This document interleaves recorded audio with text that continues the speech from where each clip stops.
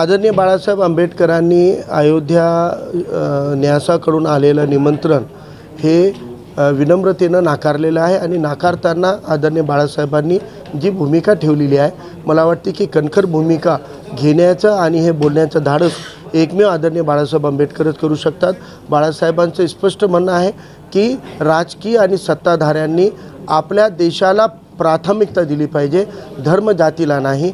आणि धर्माला प्राथमिकता जेव्हा सत्ताधारी देतात तेव्हा त्या देशाला गुलाम बनण्याकडे आपण ढकलतो, असं विश्वरत्न डॉक्टर बाबासाहेब आंबेडकरांचं स्टेटमेंट कोट करून आदरणीय बाळासाहेबांनी सांगितलेलं आहे की आता देश त्या धोक्यात आलेला आहे। पंतप्रधान आणि सत्ताधारी ज्या पद्धतीनं त्या एका न्यासाचं एक संस्थेचं कार्यक्रमाला हायजॅक करत आहेत, तर किंबहुना त्यांनी ज्या पद्धतीनं राम मंदिरच्या आडमध्ये राम यांना हायजॅक केलं होतं, तसंच आता अयोध्येच्या पण याला भाजप आणि RSSच्या लोकांनी हायजॅक केलेला आहे। आणि या हायजॅक केलेल्या कार्यक्रमामध्ये आदरणीय बाळासाहेब आंबेडकर कदापि जाऊ शकत नाही। ती आमची विचारधारा त्याला कदापि आम्हाला अनुमती देत नाही। आमचा विरोध किंवा काही नाही आहे, फक्त राजकीय दुर्वापर जे होतो आहे या गोष्टीला आदरणीय बाळासाहेबांनी क्लिअर कट विरोध केलेला आहे की तुम्ही अशा धार्मिक कार्यक्रमांना सत्ताधाऱ्यांनी हायजॅक करून त्याला देशापेक्षा मोठं करण्याचं काम कधी करू नये, हे स्पष्ट मत